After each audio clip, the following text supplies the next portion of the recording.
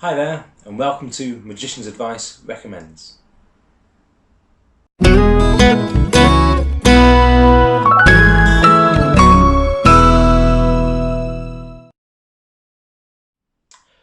Today I've got something for you that I absolutely love to use in my close-up work, at weddings, at parties, at black tie functions, and it's something that gets huge reactions. Even better if you're at a restaurant or at a place where people are sitting down to eat. This is Liquid Metal Forks by World Magic Shop. That's what your fork looks like before the performance. When you've finished wiggling it around in the air and doing all your gestures, the spectator ends up with a souvenir just like this, and they get to take that away with them. The fork is not only bent in half, all the tines have splayed out, and in the stem there's now a twist. They will probably be able to get some of these things out if they really put their mind to it, but they're never going to get that twist out in the middle. No matter who's in the room, the strongest person in the room is never going to untwist that, which is pretty cool, I think. Anyway, what are liquid metal forks? What do they do, and why should you get them? First, they are specially engineered forks. I can say that. I think specially engineered, specially made. They are not a gimmick, but they are made in a slightly different way to a normal fork. So they're slightly easier to use for these moves. With the box, you get a set of forks, and they're actually a really good value, so check them out on World Magic Shop. They always sell out very fast. You get the set of forks, you also get the full instructions, and the routine that David Penn teaches with liquid metal forks is fantastic.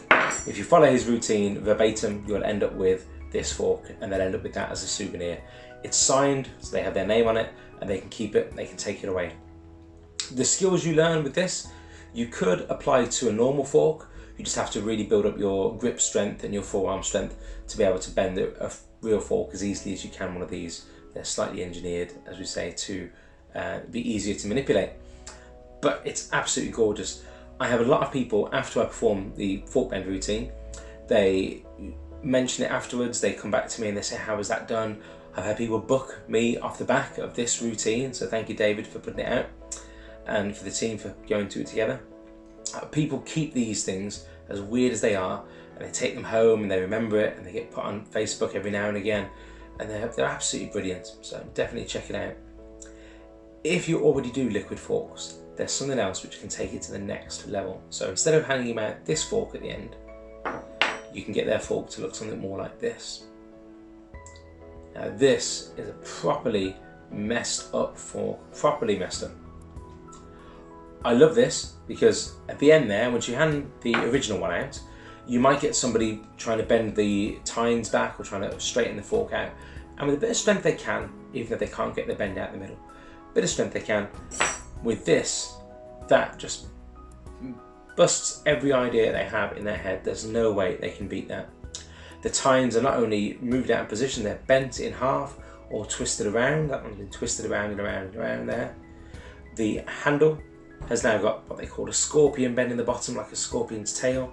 So that fork is never ever getting back to real life, and they can mess around with it and there's no way of fixing it. How do you do that? Well, you need another prop called torque.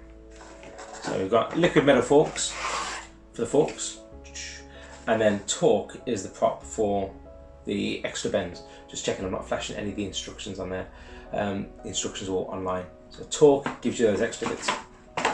It's a gimmick that fits in the palm of your hand, and you bring it into play, you do the moves to make this happen, and then you take it out of play.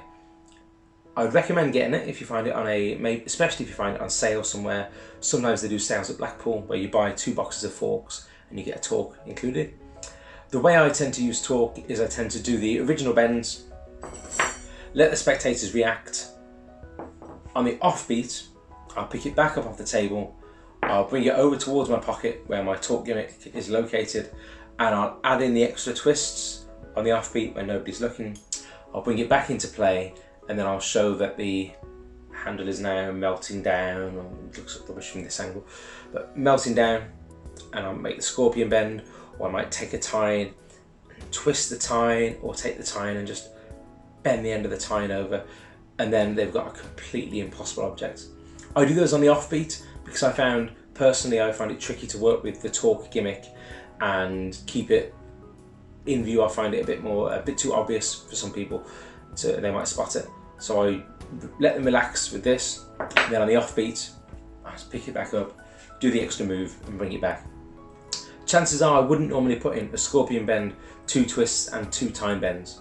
I would put in a time bend and a twist, or a scorpion bend and a twist. I would do a couple of things, and then at the end they're left with a completely impossible object.